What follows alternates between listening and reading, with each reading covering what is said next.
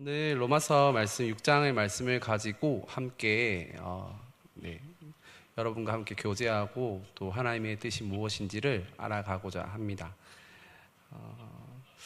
로마서 1장을 한 지가 엊그제 같은데 벌써 6장까지 왔잖아요.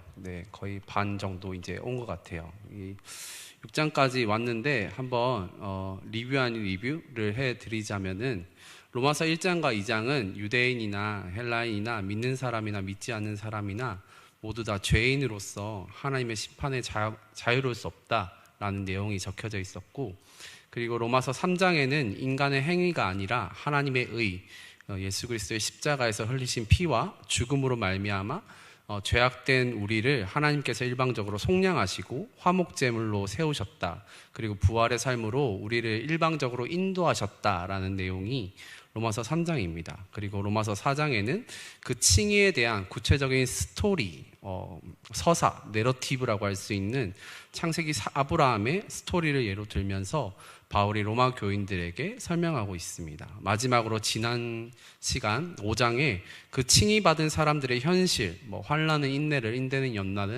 연단은 소망으로 이렇게 나아가는 것, 그리고 대표성의 원리라고 어제 그 지난 시간 목사님께서 말씀하셨던 첫 아담에 대한 내용, 그리고 첫 그리스도 예수를 통하여서 첫 아담이 죄가 들어오게 되고 첫 그리스도를 통하여서 은혜와 구원이 들어왔다라는 내용을 쭉 이어서 설명해 드렸습니다.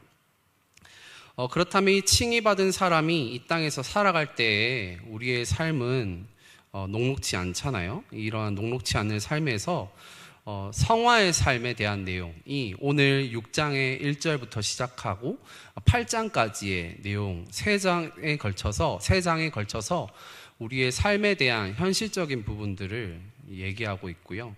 이 성화의 삶을 살아가는데 너무나도 큰 걸림돌이 되는 죄의 영역에 대하여서 얘기하는 게 6장의 말씀입니다. 사랑하는 우리 청년들 한 분 한 분 여기에 지금 앉아 계신데, 그리스도의 삶으로 살아갈 때 여러분에게 죄란 어떤 의미가 있으신가요? 죄라는 것은 하마르티아라는 것을 어디서 언뜻 들어보셨을 텐데, 이 관역에서 벗어나다, 이 관역이 있다면 이 관역에서 벗어나는 것이 하마르티아, 죄라고 얘기하고 있습니다. 성경에서 말하는 죄의 정의죠. 내가 쏜 화살이 약간의 각도가 벗어난 상황에서 쏘게 될 수도 있지만 그 약간의 벗어남이 내가 쏜 지점과 관역과의 거리가 멀어지면 멀어질수록 이 전혀 완전히 다른 결과가 일어나는 것이죠. 그리고 이 하나님으로부터 멀어지는 이 상황이, 이 죄가 누군가에게는 견딜 수 없는 고통이 될 수도 있고, 또 누군가에게는 하나님으로부터 멀어지는 것이 다른 방향이 되는 것이 모르는 상태일 수도 있고, 또 혹 사람은 하나님으로부터 멀어지고 있지만 그것이 당연하게 체념하는 상태로 합리화될 수도 있습니다. 우리의 삶의 태도가 어떠하든지 우리는 누구나 광야라는 현실의 길을 가고 있고, 광야의 길에서 이 구름 기둥과 불 기둥, 그리고 삶의 이정표를 따라 나아가고 있고, 우리의 인생의 영적인 만나와 메추라기를 먹고 있으며, 사람이 떡으로만 살아갈 수 없다라는 것을 이 칭의받은 사람, 쉽게 더 바운더리 넓혀서 교회 다니는 사람, 믿음을 가진 사람들은 체득적으로 알고 있는 것이죠. 지난 시간 제가 설교했을 때 이 칭의와 성화와 영화의 삶을 출애굽의 여정으로 설명해 드렸습니다. 집인방과 문설주에 어린 양의 피를 바르면 하나님의 심판, 장자의 죽음을 면하게 되고, 그 면하는 사건이 유월절, 유대인이 유월절이죠.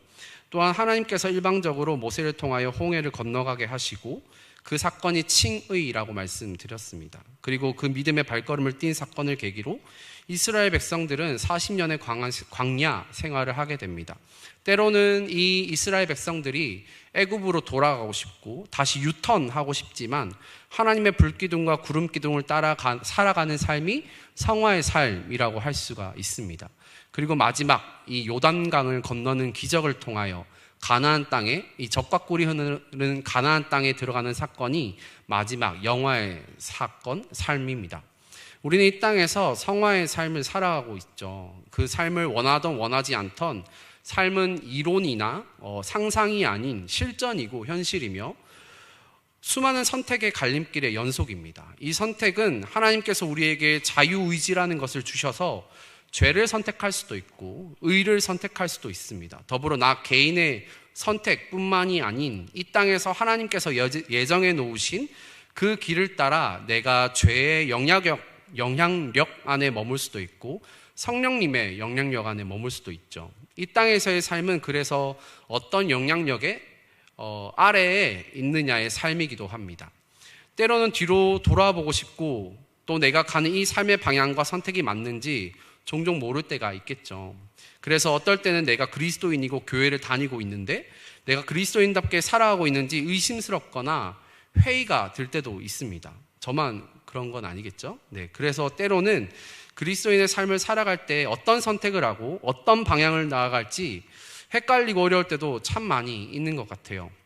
내가 이 회사를 계속 다녀야 할지 아니면 내가 이 학교에서 계속 공부를 해야 할지 휴학을 할지 졸업을 할지 아니면 군대를 갈지 아니면 내가 이 자매와 형제와 계속 연애를 해야 할지 헤어져야 할지 아니면 결혼을 해야 할지 이렇게 여러 가지 선택의 갈림길에 우리는 항상 서 있는 것이죠.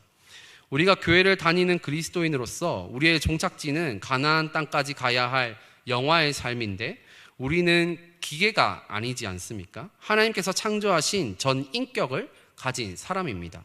즉 아담이기 때문에 나와 너는 너무 다르고 이 수십억의 인구 중에 나라는 사람은 유일한 존재라는 것이죠. 그렇기에 A에서 B, B에서 C, C에서 D 이런 스텝 바이 스텝으로 천편일률적으로 내 삶의 방법을 타자에게 적용하기에 다 똑같지 않다라는 것이 우리의 현실이고 숙제입니다. 한 가지 예를 들어서 설명하고 싶은데 한 형제와 한 자매가 이렇게 교제를 하잖아요. 사랑을 나눕니다. 이 한 형제와 한 자매는 자라온 삶의 배경과 우선순위가 너무나도 다르기 때문에 이 다름과 틀림의 차이에서 어떤 섭섭한 기운이 자매를 통하여 형제를 통하여 이렇게 올라오죠. 그래서 사랑 싸움이 생기고 다툼이 생기고 이 다툼이 생겼을 때 동서고금을 막론하고 저만 겪은 건 아닐 텐데 무서운 자매의 진리와 같은 멘트를 한 번쯤은 들어보셨을 겁니다. 뭘 잘못했는지 몰라? 뭐 이런 거 있잖아요. 네. 너가 뭘 잘못했는지 모르겠어? 뭐 이런 거 있잖아요. 네. 이 모름에 대해서 섭섭한 자매는 이 잘못을 한 형제가 오답노트를 가져오거나 논문 같은 것을 작성하여서 내가 당신에게 뭘 잘못했는지에 대해 알고 그 잘못에 대한 극복 방안에 대한 관한 연구 뭐 이런 논문을 원하는 게 아니잖아요. 이 타이틀로 자기에게 제출해 주길 원하는 게 아닐 것입니다. 텍스트로서 첫 번째 뭘 잘못했고 두 번째 뭘 잘못했고 세 번째 뭘 잘못했고 제가 그런 시행착오를 겪었다라는 것을 말씀드리는 거예요. 네. 이런 매뉴얼로서 잘못을 했다라는 것은 이 잘못된 설명 방법이겠죠. AI나 컴퓨터나 가전제품 같은 경우에는 뭘 잘못했는지 알려면 사용 설명서를 읽고 그 설명대로 해결하거나 AS 센터에 맡기면 그만입니다. 하지만 전 인격과 인격과의 만남, 존재와 존재와의 만남은 그 설명서대로 안 될 때가 많다라는 것이죠. 물론 이 땅에 수많은 연애의 서적이나 자기개발서가 존재하고 그것을 참고하며 그것이 우리의 삶에 아무 유익이 되지 않는다는 뜻이 아닙니다. 오해하지 마세요. 네. 그러한 간접 자료가 참고되지만 직접 자료로서의 한계, 현실은 뭔가 괴리가 있다라는 것이죠. 이것이 우리가 살아가는 성화의 삶의 현실이고 실전입니다. 요즘 이런 논쟁을 인터넷에서 본 적이 있는데 조금 지난 논쟁일 수도 있는데요. 한 번쯤 들어보셨을 수도 있을 텐데 깻잎 논쟁이라고 들어보셨나요? 네, 들어보셨으면 고개를 살짝 이렇게 네. 제가 만약에 여자이고 한 식당에서 내 남자친구와 여러 명이서 함께 밥을 먹고 있는 상황이죠. 그 상황이 어떤 실제로 캔모일 수도 있고 회사 회식 자리일 수도 있고 교회 단체에서 밥 먹는 회식 자리일 수도 있겠죠. 이 여러 명이 모이는 식사 자리에서 어느 한 여자 사람이 깻잎을 먹기 위해 젓가락질을 하고 있는데 그 깻잎을 먹으려고 젓가락을 사용하는데 하필 그 자매가 젓가락질 잘 못해서 여러 장의 깻잎이 올라온 것입니다. 딸려 올라온 것이죠. 그 상황에서 내 남자친구가 그 깻잎을 꾹 눌러주거나 여러 장의 깻잎을 한 장만 먹을 수 있게 도와주는 시츄에이션이 벌어지는 것이죠.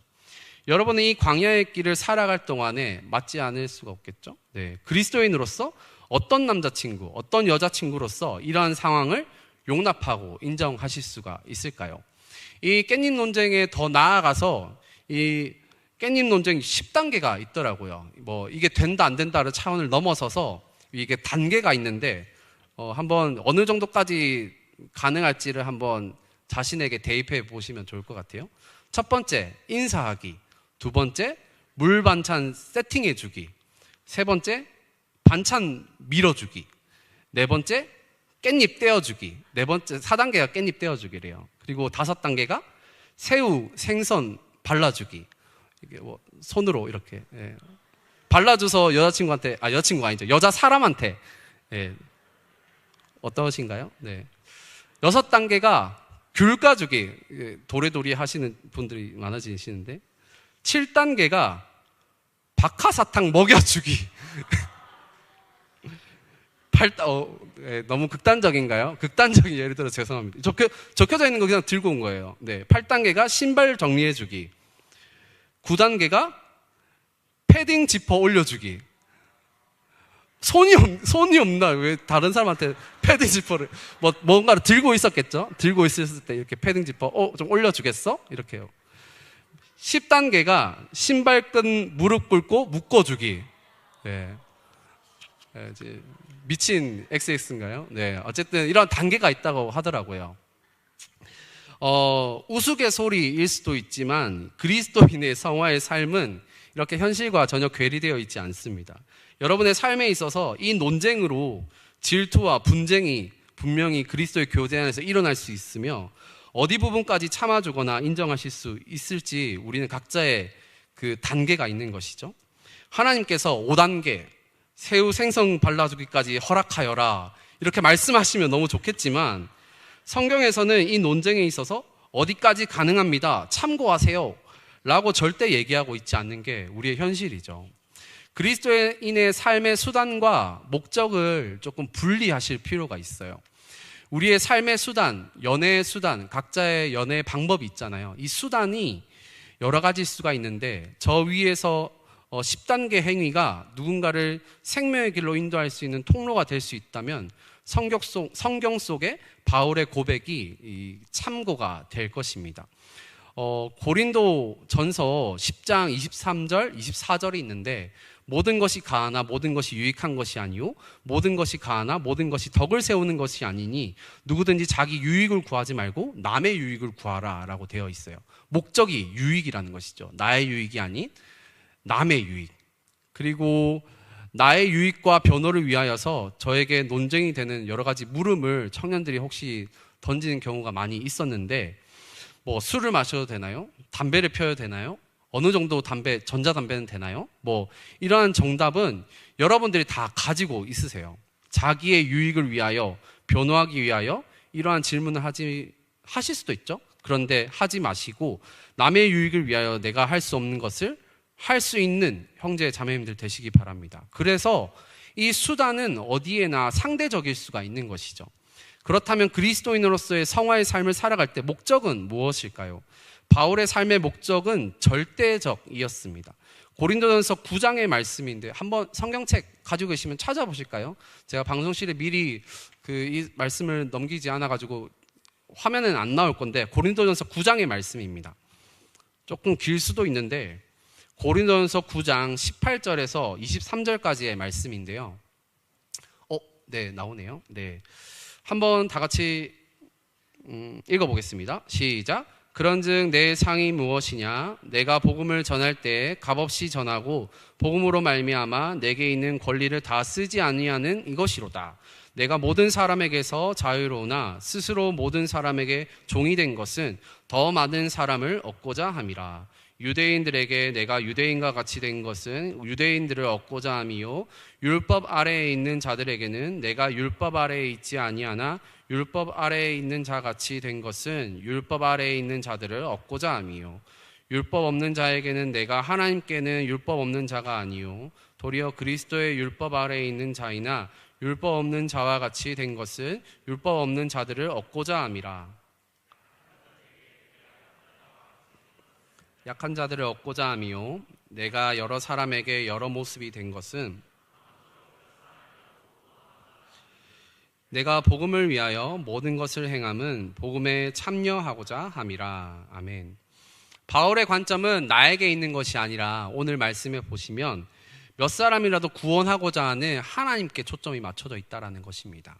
우리의 삶의 영역에 있어서 연애가 될 수도 있고 취업이 될 수도 있고 비전에 의한 고민이 될 수도 있고 여러 삶의 수단이 있을 수 있는데 그 수단은 여러 사람으로 인해서 어떤 것은 가할 수도 있고 어떤 것은 가하지 않을 수도 있지만 그 초점은 복음에 참여하고자 함이라 하는 이 절대적인 진리는 흔들리지가 않는다라는 것이죠. 그래서 이 복음에 한 사람이라도 더 참여시키기 위해서 바울은 유대인에게는 유대인의 관점으로 헬라인에게는 헬라인의 관점으로 각자의 삶의 영역에서 맞게 변화였다라고 오늘 말씀은 기록되어 있죠. 이 절대적인 복음이 전하는 삶이 바울이 얘기하는 성화의 삶이고 이 절대적인 목적이 변하지 않았기에 상대적인 방법이라고 할 수 있는 깻잎 논쟁 1단계부터 10단계까지의 이 어떤 수단의 기준이든 어느 것이든 받아들일 수 있다는 것이 바울의 삶이었습니다. 이 성화의 삶은 우리의 각자의 가치관과 세계관 아래에서 인정할 수 없는 영역이 있을 수 있고 인정할 수 있는 영역이 있고 인정할 수 없는 영역이 다 다르겠죠. 하지만 그리스도인으로서 내 삶의 목적이 절대화되고 기준이 명확할 때 그 수단은 어느 것이든 상관이 없습니다. 오늘 로마서 6장의 말씀은 내 삶의 실제적인 영역인 이 광야의 길을 살아갈 동안 우리가 어떻게 살아갈지에 대한 기준을 제시하는 말씀들이고 그리스도의 삶으로서 말씀대로 수단을 상대화하고 목적만 절대화하며 살아가면 너무나도 좋겠지만 우리의 삶의 현실은 죄와 뗄래야 뗄 수 없는 이 유혹 그리고 어떤 미움, 어둠의 영역들 그리고 분투와 번민의 인생으로 살아가고 있기에 이 성화의 삶을 살아갈 동안에 우리의 삶이 어떠한 삶이 더 구체적으로 되어야 하는지에 대한 부분을 세 가지로 오늘 본문 말씀은 얘기하고 있죠. 청교도 신학자 존 오웬이라는 신학자가 있는데 내 안에 죄 죽이기라는 책을 썼었어요. 이 죄의 영역과 싸우는 부분에 있어서 잘못된 두 가지 방식이 있는데 첫 번째는 내가 스스로 하나님을 배제하고 죄와 싸워서 이기려는 태도입니다. 두 번째는 반대의 극단이 있는데 은혜라는 핑계로 죄와 싸우는 것을 포기하거나 타협하는 것이죠. 그냥 죄는 죄대로 짓고 이 죄가 커지니까 은혜가 더 커지겠군. 죄를 그냥 내 마음대로 짓자라는 원리인 것이죠. 이 원리대로 살아가면 안 된다라는 것이 오늘 로마서 6장 1절 2절의 바울의 반문입니다. 1절 2절 함께 한번 읽어보실까요? 다 같이 읽도록 하겠습니다. 시작. 그런즉 우리가 무슨 말을 하리요?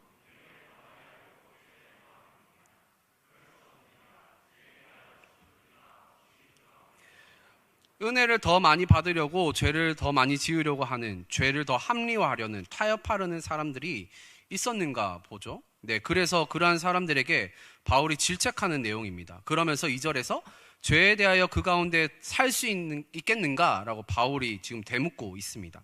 첫 번째, 우리가 죄와 싸우며 지혜로운 성화의 삶을 살아가기 위해서는 죄된 본성의 노예의 영역에서 벗어나 자녀의 영역으로 바뀌어야 된다라고 오늘 본문 말씀이 얘기하고 있죠.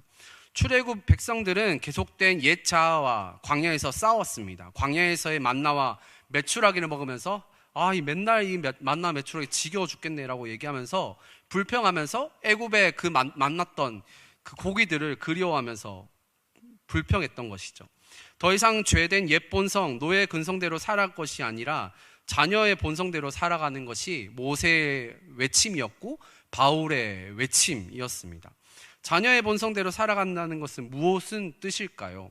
곰곰이 어제 생각해 봤는데 고아처럼 살아가지 말라는 것이 자녀처럼 살아가는 것이 아닐까? 쉬운 얘기잖아요. 영적으로 고아와 같이 이 고아 만에 가지고 있는 이 불안, 두려움, 이 자기 가운데 자기가 하고자 하고 낑낑거리는 삶이 고아의 삶이지 않을까라는 생각이 들었어요. 그러면 자녀의 삶은 무엇일까? 아빠, 아버지께 주시는 안정감과 신뢰, 그리고 그 아버지의 영향력 아래 거하는 삶이 자녀의 본성대로 살아간다는 삶이지 않을까라는 생각이 들었어요. 내 삶의 주도권이 내가 낑낑거리면서 살아가는 것이 아니라 가족이라는 아버지라는 바운더리 아래, 영향력 아래 살아가는 것이죠. 시편 1편 말씀에 많이 들어보셨을 거예요. 복 있는 사람은 악인들의 길을 따르지 아니하며 죄인들의 길에 서지 아니하며 오만한 자들의 길에 자리에 앉지 아니하고 오직 여호와의 율법을 즐거워하여 그의 율법을 주야로 묵상하는도다. 그는 시냇가에 심은 나무가 철을 따라 열매를 맺으며 그 잎사귀가 마르지 아니함 같으니 그가 하는 모든 일이 다 형통하리로다. 악인들은 그렇지 아니함이며 오직 바람에 나는 겨와 같도다 라고 적혀져 있어요.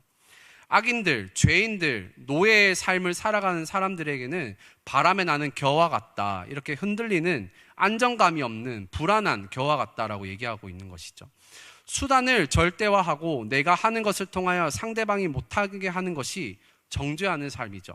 그래서 죄인들의 길은 오만하거나 교만합니다. 자녀의 본성대로 살아가는 사람들은 안정감이 있죠. 그래서 시냇가에 심은 나무라고 비유하고 있으며 뿌리가 튼튼하고 흔들리지 않고 견실하기에 외부의 충격이 와도 좀처럼 꺾이지 않습니다. 나무는 물과 공기와 햇빛이 필요한 존재이잖아요. 하나님의 공급하심이 필요한 겸손한 자가 이 자녀된 삶이라고 할 수 있겠죠. 여러분들은 자녀의 삶을 살아가는 의인들이십니까? 아니면 바람의 겨와 같이 흔들리며 영적인 고아와 같이 살아가는 죄인들이십니까? 여러분들을 정죄하려고 하는 게 아니라 이것을 또한 이분법적으로 딱 나눌 수가 없습니다. 왜냐하면 이러한 성화의 삶은 yes or no의 삶이 아니라 영향력의 삶이라고 제가 말씀을 드렸어요. 의인 10, 죄인 90이었던 나의 삶이 점점 의인 50, 죄인 50의 삶으로 성화되어 가는 것이죠. 그리고 점점 광야의 길을 나아갈 동안에 내 영향력의 퍼센테이지가 의인의 비중은 올라가고 죄인의 비중은 줄어드는 것이죠. 이것이 바로 점점 예수님을 닮아 살아가는 삶으로 내 삶이 변하는 증거라고 할 수가 있습니다. 지금 내 삶이 죄인이 90이고 의인이 10이라고 실망하실 것도 없을 수도 있을 것 같아요. 왜냐하면 하나님께서는 여러분을 성화의 인생 가운데 함께 하시기에 여러분들은 홍해를 건너신 존재입니다. 그리고 그 언젠가 점점 더 예수님을 닮아가는 삶으로 변화시킬 것을 믿음으로 받아들이기만 한다면 되는 것이죠. 그리고 지금 누군가는 내가 죄인 50, 의인 50이라고 우쭐거리는 것도 없을 것입니다. 왜냐하면 먼저 된 자가 나중될 수도 있고 나중된 자가 먼저 될 수도 있겠죠. 바울은 그래서 빌립보서 2장 12절 말씀에 복종하여 두렵고 떨림으로 너희 구원을 이루라, 구원을 받아라, 구원을 인정하라 라는 것이 아니라 구원을 이루어 가라 라고 얘기하고 있어요. 이 빌립보서 말씀의 구원은 칭의의 차원의 구원이 아니라 성화의 차원의 구원이라는 설명을 할 수가 있겠죠. 여러분 자신이 마음으로 믿어, 로마서 10장 10절인데 예수님이 주님이시라고 입으로 시인하셨다면 이제는 홍해를 이미 건너신 것입니다. 루비콘 강을 건넌 것이죠.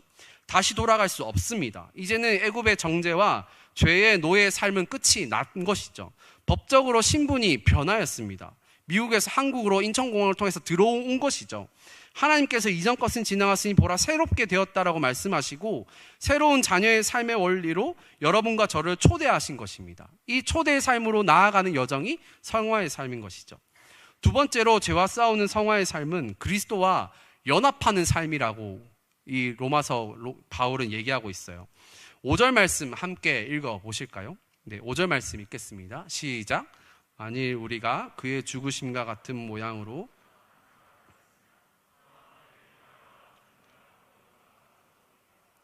이 연합을 바울은 첫째 세례라고 설명하고 있는데 세례라는 것이 지금 우리가 읽었던 5절 이 앞에 3절과 4절에 나옵니다. 3절에 예수와 합하여 세례받은, 또 후반절에도 합하여 세례받은, 4절에도 죽으심과 합하여 세례를 받는다라고 세 번에 걸쳐서 세례라는 것을 연합의 차원으로 설명하는데 이 성화의 삶에서 연합이 중요한 거, 침례교 세례를 이미지화 해보시면 좋을 것 같아요. 내 몸을 흐르는 강물에 전부 담그는 것이죠.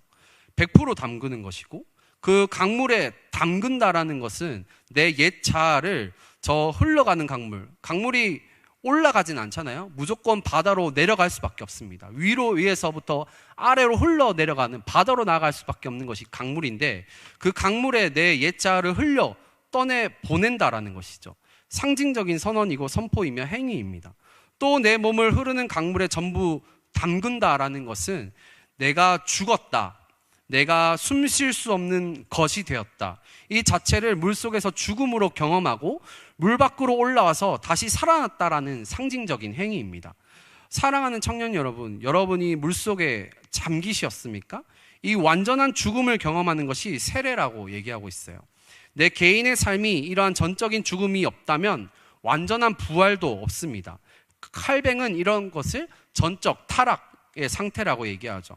4절 후반절에 나오는 새 생명 가운데 행하게 한다라는 것에 있어서 이 새롭다라는 단어, 새로운 피조물로 거듭났다는 이 새롭다라는 단어가 헬라어로 두 가지가 있는데, 첫 번째는 카이노테스, 모르셔도 되고요.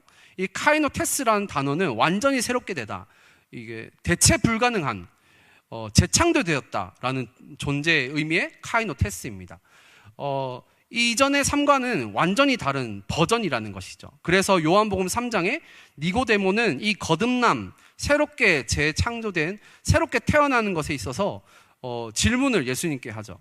새 생명으로 재창조된다는 것이 의미가 다시 엄마 뱃속으로 들어가서 다시 태어나야 된다는 것인가요? 예수님께 물어봤을 때 그때 예수님의 대답이 무엇이었습니까?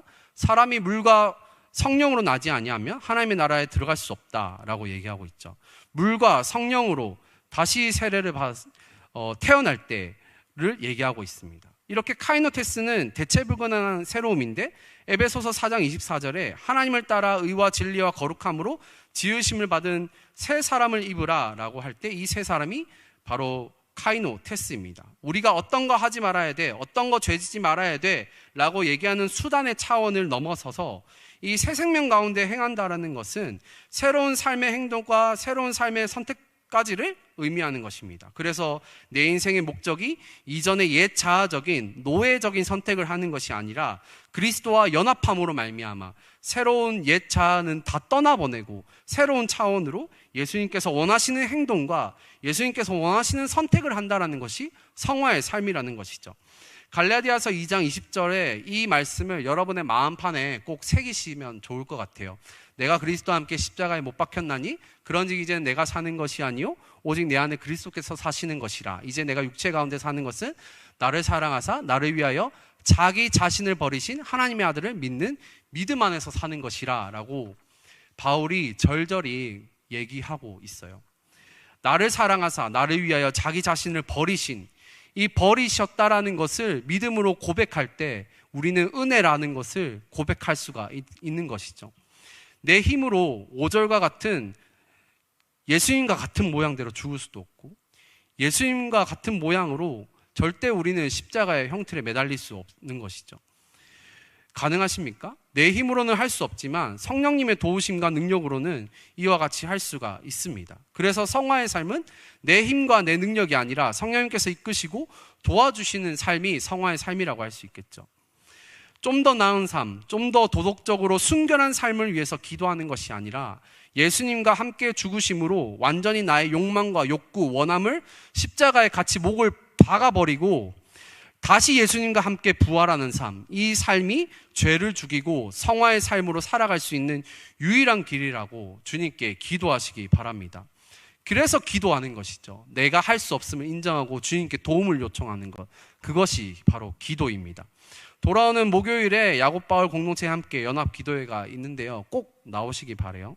그때가 바로 민감하게 주님께 앞에 나아가 함께 연합하여 기도할 때입니다. 꼭 그 자리를 사모하시면 좋을 것 같아요. 간식이 50개 준비됐다고 하는데 30개 준비됐다고 했나요? 네. 저희 이 간사 스태프들의 예상은 100명이 절대 안 넘을 것이다 라고 얘기하고 있는데, 이 예상과 이성을 초월하는 결과로서 많은 사람들이 함께 기도했으면 좋겠어요. 마지막으로 죄와 싸우고 성화의 삶을 살아가는 방법이 우리가 무기를 쏘는 주체가 아니라 무기 자체인 객체라고 성경은 말하고 있어요. 재밌죠? 13절 말씀 함께 마지막으로 읽어 보실까요? 함께 13절 말씀 읽겠습니다. 시작. 또한 너희 지체를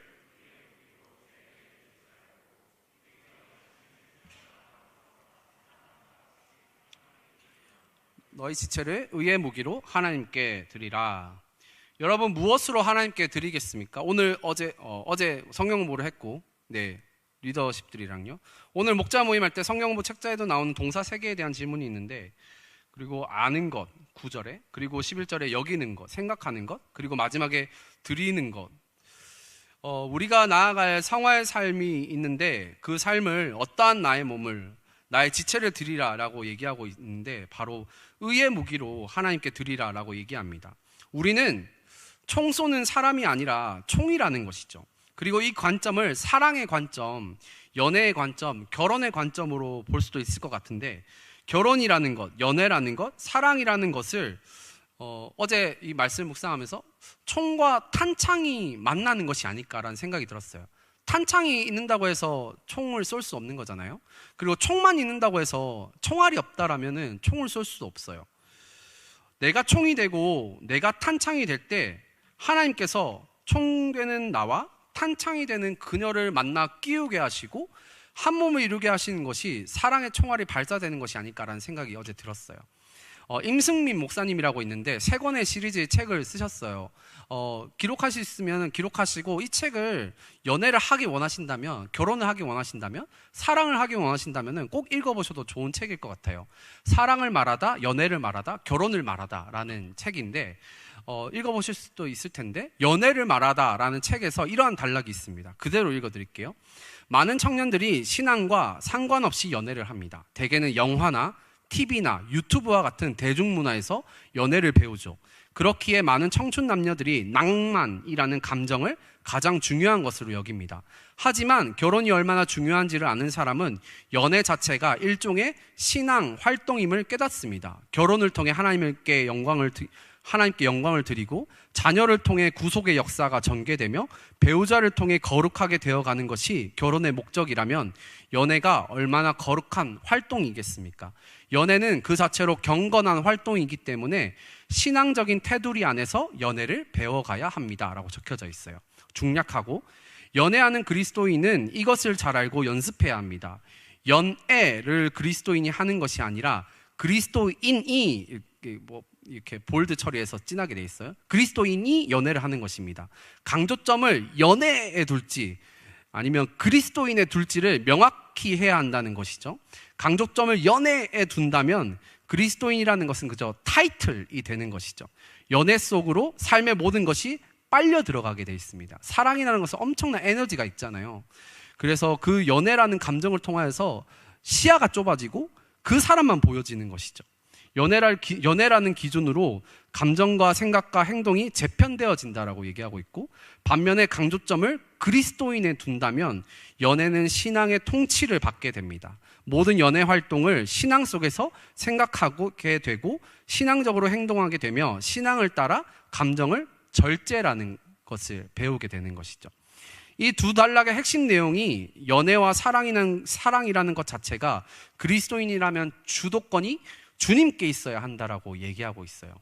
세상 사람들은 나의 인생이고 내가 삶의 주인이며 내가 총 쏘는 사람이야, 내가 언제든지 저 사람을 헤어지게 만들 수 있어, 내가 헤어질 거야, 누가 헤어졌어? 라는 것이 중요한 것이 될 수도 있겠지만, 내가 참 그리스도인이라면은 내 삶의 주도권이 하나님께 있고 내가 총의의 무기라는 것이고 내가 탄창이 될 수도 있으며, 이 탄창 대신 탄창 그리고 총을 만드신 토기장이이신 하나님이 나의 삶을 주도한다는 것을 인정하는 것이죠.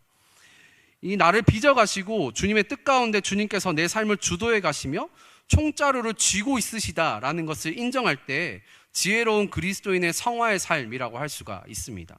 그래서 의의 무기로 드려지는 삶은 절제하는 삶이고 인내하는 삶이라는 것이죠. 그리스도인은 이 땅에서 할 수 있고 즐길 수 있으며 누릴 수 있지만 예수님으로 인해 절제하고 인내하며 고통을 감내하는 삶이 그리스도인 성화의 삶입니다. 자기 부인과 권리 포기를 내 삶의 목적으로 하고 의의 무기로 내 몸을 하나님께 드리는 삶이 성화의 삶인 것이죠. 반면에 내가 하기 싫고 두려워하며 비록 때로는 거리끼는 자리에 있고 불편한 위치에 있지만 예수님으로 인해 해야만 하는 것이고 나서야 하는 것이고 순종하여야 하는 삶이 의의 무기로 주님께 나의 지체를 드리는 삶인 줄로 믿습니다. 여러분은 이러한 의의 무기의 삶을 직장에서, 연애에서, 사랑에서, 랩실에서, 학교에서 순종하며 살아가야 된다라는 것이죠. 3가지 말씀드렸습니다. 죄된 본성의 노예적인 삶에서 자녀의 삶으로 변화되어야 된다. 그리고 그리스도와 연합하는 삶으로서 세례의 모습으로 내 옛자를 모두 떠나보내고 예수님과 같은 모양으로 죽고 부활하는 삶을 살아가야 된다. 마지막으로 우리가 총 쏘는 사람이 아니라 의의 무기의 자체로 내 몸 전부를 주님께 맡겨드리며 주님께서 주도한 삶으로 살아가야 된다라는 것을 성화의 삶으로 말씀드렸습니다. 오늘 본문 말씀 6장의 전체 말씀은 두 부분으로 얘기할 수 있는데 1절부터 10절까지의 전반절과 11절부터 23절까지 후반절로 나눌 수도 있습니다. 이 나누는 기준은 주어가 완전히 달라요. 1절부터 10절까지는 우리를 이라는 주어를 계속 반복하고 있죠. 그런데 11절부터는 너희가 라는 주어를 반복하고 있습니다. 이 그리스도인의 삶의 성화의 삶은 지금 개인적인 차원으로 말씀드렸는데 개인적인 차원에서 벗어나서 더 포괄적으로 공동체의 삶으로 나아갈 수밖에 없어요. 혼자 돛 닦으며 좋은 설교 말씀 듣고 유튜브로 찬양 듣는 삶으로 그리스도의 삶을 살아갈 수 없다라고 오늘 본문 말씀을 얘기하고 있는 것이죠. 대전제가 그거입니다. 성화의 삶은 절대 혼자 살 수 없습니다. 그리고 그리스도인이 아무리 죄송한 말씀으로 쓰레기 같고 아무리 교회에서 상처를 받아서 아픔을 경험하고 갈라디아서 경험을 한다고 할지라도 갈라디아서 2장 20절 말씀 앞에 서면 우리는 나도 죄인이고 너도 죄인이며 우리 이 죄인 공동체 안에서 서로 칭의와 성화의 삶을 같이 살아가는 종합병원이구나라는 것을 깨닫게 될 수밖에 없어요. 아직 새가족 등록 안 하셨다면 지금 예배 마치고 나가셔서 등록하시기 바랍니다. 목장 모임 아직 배정 안 되어 있으시다면 저에게나 박성호 목사님께 예배 마치고 꼭 가셔가지고 안내를 받으시면 좋을 것 같아요. 받으시기 바랍니다. 네, 좋을 것 같다는 게 아니라 나를 사랑하사 나를 위하여 자기 자신을 버리신 예수님을 제대로 만났다면, 제대로 알고 있다면 나 역시도 다른 사람을 위하여 오리를 가자 하면 십리를 갈 수 있는 사람이 되고, 이렇게 왼쪽 뺨을 맞았다면은 오른쪽 뺨까지 맞을 수 있는 사람이 될 수가 있는 것이죠. 내가 겉옷 좀 주시겠어요? 하려는데 속옷까지 내어줄 수 있는 사람이 그리스도인의 삶이라고 말씀을 똑똑히 기록하고 있습니다. 이것이 서로 통용되어질 때 우리 공동체는 우리끼리가 아니라 너희까지로 나아갈 수가 있는 것이죠. 우리 사랑하는 대덕 한빛교회 대학 청년부 공동체가 이러한 우리만 사랑하는 공동체가 아니라 너희에게 나아갈 수 있는 열린 공동체가 되었으면 너무 좋겠습니다. 진리 가운데 이 땅에서 약자와 연약한 자를 외면하지 않으며 서로 용납하고 사랑하며 용서하고 위해주며 내 이웃을 내 몸과 같이 사랑하는 작은 예수님들이 모인 공동체가 되었으면 너무 좋겠습니다. 다시 권면해 드리자면 온라인으로 예배 드리시는 분 중에 아직 새가족 등록을 하지 못한 지체분들이 계시면 꼭 새가족 등록하시기 바랍니다. 새가족 등록은 선택이 아니라 필수이며 내가 취사 선택을 할 수 있는 것이 아닌 책임이라는 것이죠. 마치고 코이노니아 광고 보셨죠? 코이노니아는 우리가 사도신경에 나와 있는 성도의 교제이고 이 성도의 교제는 우리가 믿는다라고 우리 합해서 함께 고백했습니다. 서로 돌아보아 사랑과 선행으로 격려하는 장소가 코이노니아인 것이죠. 그 자리가 비록 뻘쭘하고 내 새로운 만남을 의도적으로 가지는 것이 부담스럽고 저처럼 이 자만추를 추구하는 저와 같은 부류의 사람들은 힘드실 수도 있겠지만 예수님께서 우리를 위하여 죽으셨는데 코이노니아 정도는 참석하실 수 있잖아요. 이러한 여러 가지 삶의 방법에 대해서, 성화의 삶의 방법에 대해서 말씀을 드렸어요. 이 말씀을 드리고 마지막에 이 성화의 삶을 살아갈 때 우리가 어떠한 영향력 아래에 있느냐에 대한 고백이 바울이 14절에 마지막 딱 한 줄로 너희가 법 아래 있지 않냐고 은혜 아래 있음이라 라고 얘기하고 있어요. 은혜 아래 있음이라. 우리가 설교 전에 은혜 아래 있네 라는 찬양으로 함께 나아갔는데 나의 힘으로는 이 말씀드렸던 각자의 삶의 영역이 다르고 자라온 배경이 다르고 가치관과 세계관이 너무 다르기 때문에 내 힘으로는 할 수 없어요. 그래서 우리가 은혜라는 아래에 있는 영향력 아래 거할 수밖에 없는 것입니다. 함께 믿음으로 고백하고 또 기도하고 나의 삶의 실제적인 현실 가운데 이 은혜 아래 날마다 살게 해달라고 고백하는 것이 여러 가지 우리의 삶에 어떠한 선택해야 될지에 대한 기도 제목이 참 많이 있겠지만 가장 우선순위로 나아가야 할 기도 제목인 것 같아요. 우리 함께 믿음으로 은혜 아래 있네 함께 고백하고 우리 몇 가지 기도 제목으로 기도하고 예배를 마치도록 하겠습니다.